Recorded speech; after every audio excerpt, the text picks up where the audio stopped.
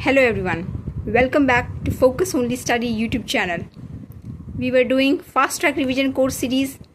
Subject was modern history और हम लोग का टॉपिक था topic 1 advent of European companies in India. Right, कल एक भी वीडियो नहीं आया, इसके लिए हम माफ़ी चाहेंगे क्योंकि मैंने कम्युनिटी पोस्ट में डाल दिया था कि मेरा कल निर्जला ज्योतिया का व्रत था अपने बच्चे के लिए. आई होप आप लोगों ने अच्छे से कल रिवीजन किया होगा सभी सब्जेक्ट्स का. आज से वीडियो फिर से कंटिन्यू रहेगा per day on daily basis. ठीक है, तो चलिए शुरू करते हैं.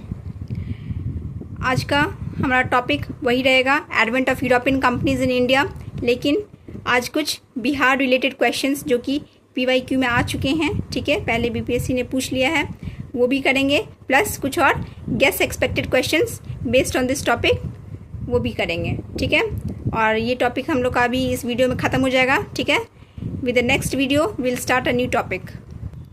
So keep studying with focus. तो पहला पॉइंट है, डच एस्टैब्लिश्ड इस factory eight Patna in which year.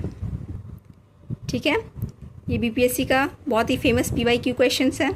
ठीक है, कि डच ने अपना पहला फैक्ट्री, सॉरी ये पहला नहीं था डच का फैक्ट्री, ठीक है, बल्कि सेकंड लास्ट फैक्ट्री था जो कि इसने पटना में खोला था. ठीक है, तो वही क्वेश्चन पूछा गया है कि किस साल में डच ने अपना फैक्ट्री पटना में इस्टेब्लिश किया. ठीक है, तो इसका सही आंसर होगा 1632, 1632 में. हालांकि कहीं कहीं ऑप्शंस में 1638 रहता है, तो अगर 1632 1632 ऑप्शंस में मौजूद ना हो तो आप 1638 में टिक लगाएं. ठीक है, based on this PYQ what guess question can be expected. तो इसमें पहला क्वेश्चन है, in which places and in what sequence of year Dutch established their trading centres in India. ठीक है, किन जगहों पर और किस सीक्वेंस में, ठीक है, किस क्रोनोलॉजिकल ऑर्डर में डच ने अपना ट्रेडिंग सेंटर्स यानी फैक्ट्रीज जो है वो इंडिया में खोला. ठीक है, तो इसका सही आंसर होगा CNM से PK. राइट, CNM ऐसे PK. ठीक है, ऐसे को हम लोग से पढ़ेंगे. ठीक है, और इसका ईयर याद करना कोई इम्पॉर्टेंट नहीं है, कोई ज़रूरी नहीं है. ठीक है, और इसको भी डिटेल में याद करना कोई ज़रूरी नहीं है, बस आपको सीक्वेंस याद रहना चाहिए कि सीक्वेंस में डच ने जो है वो फैक्ट्रीज़ को खोला था और कहाँ कहाँ खोला था. ठीक है, तो यहाँ पे देख सकते हैं बोर्ड पे ब्रैकेट में लिखा हुआ है इसका full form, C for Chinsura. ठीक है, ये सब प्लेसेस के नाम है. N for Nagapattinam, M for Machilipatnam, S for Surat, A for Agra, P for Patna and K for Kochi. Right, कैसे याद रखेंगे? एक ट्रिक से. ठीक है, अगर आप लोग पटना के बारे में कुछ भी आइडिया हो तो आपको पता है कि पटना में एक PNM मॉल है जो कि बहुत ही फेमस है. राइट, तो एक सीन विजुलाइज करें कि PK मूवी जो है हम लोगों ने कहाँ से देख के आ रहे हैं, हम लोगों ने कहाँ से देखा है, तो PNM से. ठीक है, तो ऐसे याद रखो कि अभी जो है PNM का नाम चेंज हो गया है. ठीक है, नाम चेंज होते रहता है ना मॉल्स के, तो ऐसे याद रखो कि अब PNM ना रहा बल्कि ये CNM हो गया है. राइट, तो CNM से PK देख के आ रहा हूँ. राइट, CNM से PK देख के आ रहा हूँ, इस तरह से आप याद कर सकते हैं. ठीक है, C से याद रखना Chinsura, N for Nagapattinam, M Machilipatnam, S Surat, A Agra, PK Patna Kochi. Right, तो यही पटना से रिलेटेड क्वेश्चन पूछा था ना PYQ में कि पटना में कब खोला था. ठीक है, तो बस ईयर जो है वो बस उतना ही याद रखो जो पूछा गया है. ठीक है, और प्लेसेस वो सभी याद रखो जो कि पूछे जाने की संभावना है. क्लियर, क्योंकि इतने सारे ईयर्स याद करना संभव नहीं है. ठीक है, तो 1632 याद रखना है ईयर, पटना में डच ने फैक्ट्री खोला था, और बाकी कहाँ कहाँ खोला था बस ये याद रखना है. ठीक है, next point, during British rule which region of India was famous for the production of opium. ठीक है, ब्रिटिश राज के दौरान जो है इंडिया का कौन सा क्षेत्र फेमस था. ठीक है, किस चीज़ के लिए? ओपियम के प्रोडक्शन के लिए. ओपियम पता है ना, हफीम जिसको कहते हैं, जिससे नशा होता है. Clear, it is a kind of drug, right, which causes hallucination. ये हम लोग बायोलॉजी में पढ़ेंगे। Human health and disease chapter जो है बायोलॉजी का क्लास 12 का, उसमें आप देखेंगे लास्ट पोर्शन में इसके बारे में दिया गया है, ठीक है। ओपियम जो है किस तरह से, किस पौधे से निकलता है, तो आप लोगों को पता होगा कि ओपियम जो है पॉपी प्लांट से निकलता है, क्लियर। और इसको पीने से क्या होता है, एक नशा आता है, हैलुसिनेशन वाला फीलिंग होता है। हैलुसिनेशन क्या होता है कि हम एक काल्पनिक दुनिया में टेम्प्रोरी रूप से जीने लगते हैं, ठीक है, कुछ देर के लिए। जब तक उस अफीम का असर रहता है तब तक हम लोग को जो है क्या होता है, वास्तविकता से क्षण भर के लिए दूर रहते हैं, ठीक है। उसको कहते हैं हैलुसिनेशन, ठीक है। सो ये एक बायोलॉजी का टर्मिनोलॉजी है, ठीक है। तो उस पर आप ध्यान नहीं दें। बस ये याद रखना है कि बिहार जो है वो फेमस था for the production of opium during British rule. इसीलिए ब्रिटिश रूल के दौरान भी बिहार का नाम था। क्यों नाम कहें या बदनाम कहें, अब ये तो मुझे नहीं पता, लेकिन हाँ क्वेश्चन चूँकि उससे आया है इसीलिए हमें उसे याद रखना है, क्लियर। तो Bihar was famous for the production of opium. Similar type of questions जो है फिर से एक बार PYQ में पूछा गया है, ठीक है। BPSC ने ही पूछा है, लेकिन इसका क्वेश्चंस का थोड़ा स्ट्रक्चर और स्टाइल चेंज करके। तो नेक्स्ट क्वेश्चन है, identify the region from where Europeans got best शोरा और साल्ट पेटर एंड ओपियम, ठीक है। उस क्षेत्र को आइडेंटिफाई करें जहाँ से यूरोपियंस को बेस्ट शोरा मिलता था और ओपियम मिलता था। अभी जो हम लोगों ने क्वेश्चन देखा उसमें केवल और केवल ओपियम की चर्चाएं थी, क्लियर। अब इसमें क्या किया BPSC ने, तो ओपियम में क्या जोड़ दिया, सॉल्ट पेटर यानी शोरा जोड़ दिया। शोरा और कुछ नहीं बल्कि एक केमिकल ये है, केमिकल सब्सटेंस है, क्लियर। सॉल्ट पेटर का केमिकल फार्मूला अगर आप लोग को आता है तो नीचे कमेंट में लिखें, ठीक है, क्योंकि हो सकता है कि इससे रिलेटेड BPSC साइंस सेक्शन में जो है वो क्वेश्चन पूछ सकता है, ठीक है, सॉल्ट पेटर। तो दो चीज़ें बिहार की, इसका सही आंसर क्या होगा, बिहार, राइट। तो दो चीज़ें बिहार की बहुत ज़्यादा फेमस थी ब्रिटिश राज के दौरान। क्या क्या, एक था शोरा और सॉल्ट पेटर और दूसरा ओपियम, राइट। इतने बिहार रिलेटेड क्वेश्चंस थे जो कि इस topic advent of European companies से पूछे गए हैं अभी तक PYQ में, BPSC की PYQ में, क्लियर। अब let us see some other important expected questions from this topic before finishing this topic, clear. तो नेक्स्ट क्वेश्चन है, what was the immediate cause of first Carnatic war, ठीक है। पहला कर्नाटिक युद्ध जो हुआ था उसका इमीडिएट यानी एकदम तत्कालीन कारण क्या था, क्लियर। ये एक BPSC का PYQ क्वेश्चन है, बहुत ही इंपॉर्टेंट क्वेश्चन है, ठीक है। इसका सही आंसर है capture of French ships by British. अंग्रेजों ने क्या किया था, फ्रेंच के जो शिप्स थे, ठीक है, उस पर कब्जा कर लिया था, ठीक है, जिसके कारण फ्रेंच गुस्सा गए और उसी गुस्सा में फ्रेंच और अंग्रेज़ों के बीच युद्ध हो गया, ठीक है। और इसी वॉर को क्या कहते हैं, कर्नाटिक वॉर कहते हैं।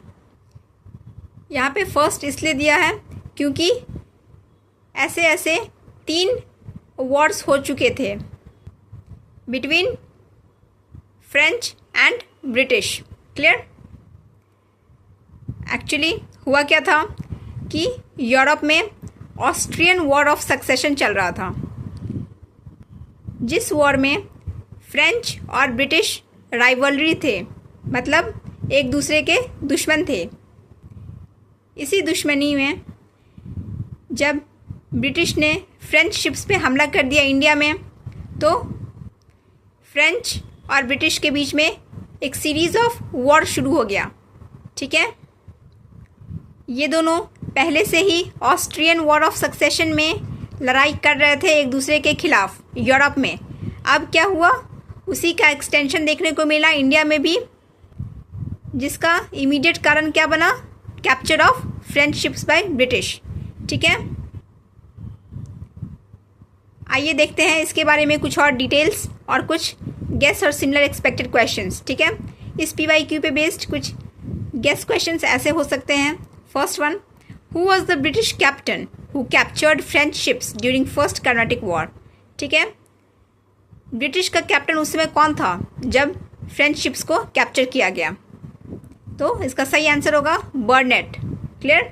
बर्नेट was the British captain, clear, who captured French ships during first Carnatic war.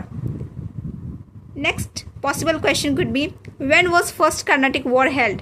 ये पहला कर्नाटिक वॉर कब हुआ था, ठीक है। तो ईयर पूछा जा सकता है, बहुत ही इंपॉर्टेंट क्वेश्चन है।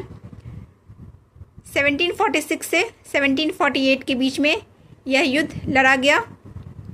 Clear. Next question could B Carnatic war was fought between, ठीक है। इसमें 4 ऑप्शन दे देगा कि ये जो वॉर है वो किस 2 गुट के बीच लड़ा गया।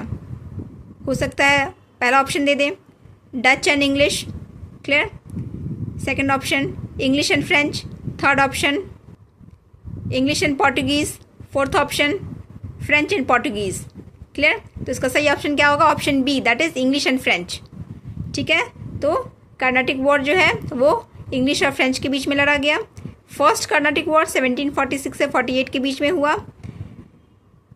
इस वॉर का इमीडिएट कारण था capture of French ships by British, और इस दौरान ब्रिटिश का कैप्टन था Barnett. Clear. Next possible question could be battle of Saint Thome was fought between, ठीक है। अगर आप डिटेल में फर्स्ट कर्नाटिक वॉर को पढ़ेंगे तो आपको पता चलेगा कि इस वॉर के दौरान जो एक सबसे महत्वपूर्ण घटना हुई थी वो था बैटल ऑफ सेंट थॉम, राइट। अब ये किसके बीच में हुआ था, तो बैटल ऑफ सेंट थॉम जो है वो फ्रेंच आर्मी और नवाब अनवरुद्दीन के बीच में हुआ था। क्लियर है। अब इंग्लिश और फ्रेंच के बीच में ये नवाब कहाँ से आ गया होगा, आप ये सोच रहे होंगे। तो सुनिए, जब ये फर्स्ट कर्नाटिक वॉर इंग्लिश और फ्रेंच के बीच में लड़ा जा रहा था तब नवाब अनवरुद्दीन ने अपनी फ्रेंच के साथ दुश्मनी निकालने के लिए 10,000 सेनाएं फ्रेंच को हराने के लिए मद्रास भेजी। क्लियर। और उस समय नवाब अनवरुद्दीन के कमांडर थे महफूज खान, लेकिन फ्रेंच आर्मी के कैप्टन उस समय कैप्टन पैराडाइज थे, जिन्होंने बुरी तरह नवाब अनवरुद्दीन को हरा दिया और फ्रेंच आर्मी की जीत हुई।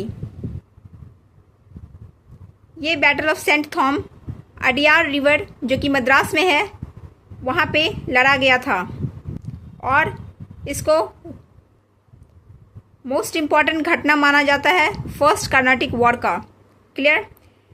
क्यों, क्योंकि नवाब को हराने के बाद फ्रेंच आर्मी का हौसला बढ़ गया, इसीलिए उन्होंने और ज़्यादा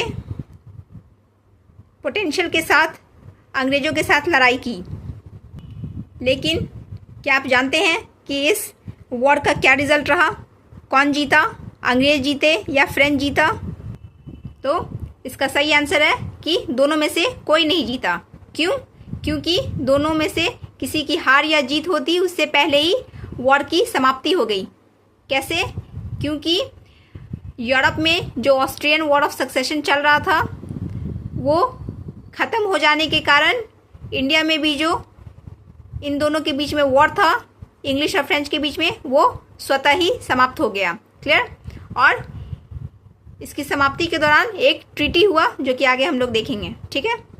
next possible question could be near which river was battle of Saint Thome fought. Clear. तो मैंने पहले ही बताया अडियार रिवर था, कहाँ, मद्रास में, जहाँ पे सेंट थॉमे का लड़ाई हुआ, ठीक है। Next possible question could B which treaty ended Austrian war of succession. अब ये ऑस्ट्रियन वॉर ऑफ सक्सेशन किस ट्रीटी से खत्म हुआ? तो इसका सही आंसर होगा एक्स-ला चैपल। एक्स-ला चैपल, ठीक है। आप लोग टेंशन मत लो, हम सभी इन सभी क्वेश्चंस का एक छोटा सा स्टोरी बना के आप लोग को याद करवा देंगे, ठीक है। आगे हम लोग देखते हैं वो स्टोरी, ठीक है। बस ये ध्यान रखो कि ये जो ट्रीटी है एक्स-ला चैपल, इसी के कारण जो है, इस संधि के कारण ही जो है ऑस्ट्रियन वॉर ऑफ सक्सेशन खत्म हुआ, ठीक है। अब इसी में अगर क्वेश्चन पूछ दे कि कौन से ट्रीटी से फर्स्ट कर्नाटिक वॉर का एंड हुआ, तो answer would be the same, ठीक है, एक्स-ला चैपल। एक्स-ला चैपल जो है वो एक ट्रीटी था जिसके कारण जो है ऑस्ट्रियन वॉर ऑफ सक्सेशन की समाप्ति हुई, और एज ए रिजल्ट जो इंडिया में इंग्लिश और फ्रेंच के बीच में फर्स्ट कर्नाटिक वॉर चल रहा था उसकी भी समाप्ति हुई। Clear. Next possible question could be who one first Carnatic war, पहला कर्नाटिक वॉर किसने जीता? तो इसका सही आंसर होगा रिजल्ट वॉज इनकन्क्लूसिव, दोनों में से किसी ने नहीं जीता। ठीक है, neither French nor English. Clear.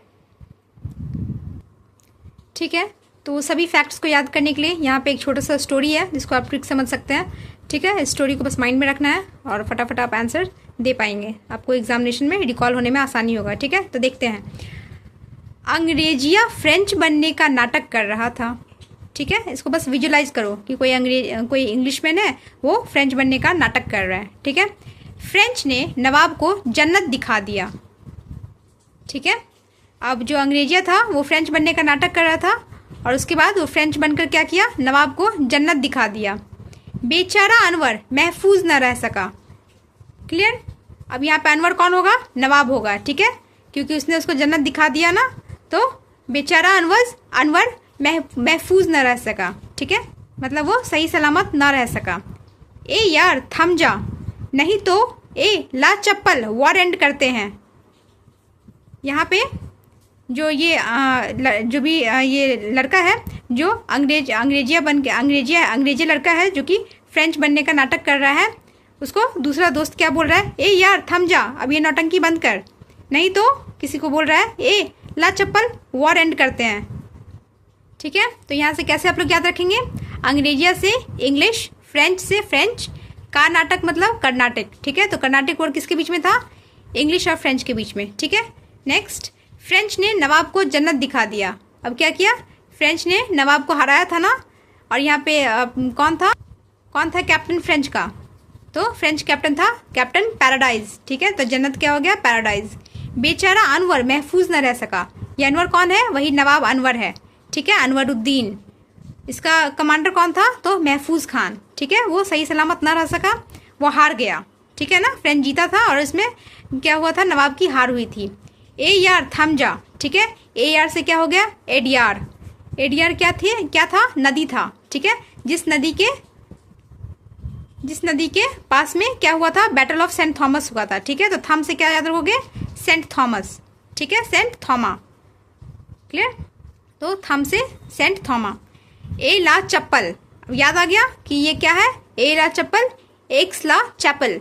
ये एक्स ला चैपल क्या है, ट्रीटी था ना, कौन सा ट्रीटी, जिससे कि वॉर एंड हुआ था। कौन सा वॉर, दोनों war of Austrian succession as well as war of first Carnatic war. Clear, between English and French. और रिजल्ट क्या था, कौन जीता कौन हारा, कोई न जीता न हारा। क्या हुआ, इनकन्क्लूसिव रिजल्ट रह गया और ब्रिटिशर्स को वापस मद्रास भेज दिया गया। क्लियर, ब्रिटिशर्स को मद्रास वापस मिल गया। देखो कुछ और इम्पॉर्टेंट क्वेश्चंस हैं जो इस टॉपिक से रिलेटेड हैं। ठीक है, तो पहला क्वेश्चन हम लोग देखते हैं, who were the first Europeans to come to India for trade. ठीक है, ट्रेड करने के लिए बहुत सारे यूरोपियन कंपनीज इंडिया आए। इसमें से पूछा है कि पहला यूरोपियन कंपनी कौन था, तो इसका सही आंसर है पोर्टुगीज़। ऑल्दो ये बीपीएससी में अभी तक नहीं पूछा है, लेकिन वेरियस स्टेट पीसीएस जैसे कि यूपी पीसीएस में और भी बहुत सारे स्टेट पीसीएस में ये क्वेश्चंस भरे पड़े हैं। ठीक है, बार बार ये क्वेश्चंस रिपीट हुआ है, इसीलिए इट्स हाई प्रोबेबिलिटी कि नेक्स्ट बीपीएससी ये क्वेश्चन पूछ सकता है। ठीक है, next question, mark the correct sequence of Europeans who came to India as traders. ठीक है, बहुत सारे यूरोपियंस कंपनी जो आए उसका सही क्रम क्या था इंडिया आने का और ट्रेड करने का। तो इसको कौन कौन से कंपनीज आए, सबसे पहले तो यही याद रखना है। तो 5 कंपनीज कौन कौन थे वो, Portuguese, Dutch, English, French, Danes. ठीक है, कैसे याद रखेंगे, आप लोग बहुत ज़्यादा पीडीएफ यूज़ करते हैं ना, है ना, किसी भी स्टडी मटेरियल्स का आप लोग क्या बोलते हैं कि हमें पीडीएफ दे दो, हमें पीडीएफ सेव करना है। ठीक है, कोई भी डॉक्यूमेंट्स का हम लोग पीडीएफ बना के अपने कंप्यूटर या लैपटॉप में रखते हैं। क्लियर, मोबाइल में रखते हैं। तो इसका ट्रिक क्या होगा, पीडीईडीएफ। राइट, कोई बच्चा है मान लो उसको पीडीएफ नहीं बोलने आ रहा, तो वो क्या बोल रहा है कि पीडीईडीएफ, मुझे पीडीईडीएफ दे दो। ठीक है, क्या होगा उसका full form, P for Portuguese, D for Dutch, E for English, D for Danes and F for French. Clear? याद रहेगा अब? इसमें से पहला यूरोपियंस कौन था? तो Portuguese. Who was the next question, who was the real founder of Portuguese power in India? ठीक है, पोर्टुगीज के पहला वाइसरॉय के बारे में हम लोगों ने पढ़ा था. कौन थे वो? Francisco de Almeida. अभी यहाँ पे क्या क्वेश्चन पूछ रहा है कि पोर्टुगीज पावर का वास्तविक संस्थापक या रियल फाउंडर इंडिया में कौन था? तो इसका सही आंसर होगा अल्बुकर्क. राइट? आपको पता होना चाहिए कि अल्बुकर्क जो था वो सेकेंड पोर्टुगीज वाइसरॉय था इंडिया में. ठीक है, और इसी को रियल फाउंडर माना जाता है पोर्टुगीज पावर का इंडिया में. हम लोग इसके ज़्यादा डिटेल्स में नहीं जाएंगे क्योंकि मॉडर्न का मेन पार्ट तो अभी बचा ही हुआ है, जो कि है इंडियन फ्रीडम स्ट्रगल. इसलिए जो भी एग्जाम ओरिएंटेड क्वेश्चन है बस उसी से डील करेंगे. ठीक है, अब इसको याद कैसे रखेंगे? तो इसका ट्रिक है, अबू घर के रियल फाउंडर होते हैं. स्वाभाविक है, किसी के भी फैमिली का हेड कौन होता है? उसके पिताजी, है कि नहीं? तो वही कह रहा है कि अबू यानी पिताजी यानी पापा, अबू घर के रियल फाउंडर होते हैं. अबू से अल्बुकर्क और रियल फाउंडर से real founder of Portuguese. Clear? I hope आप सभी को ये टॉपिक समझ में आया होगा. हिस्ट्री का, मॉडर्न हिस्ट्री का ये पहला टॉपिक था. अब हम लोग, अगर वीडियो अच्छा लगा हो तो प्लीज़ लाइक, सब्सक्राइब और शेयर ज़रूर करें ताकि हमें मोटिवेशन मिले और फोकस के साथ पढ़ाई करते रहें. Thank you and all the best to all the aspirants.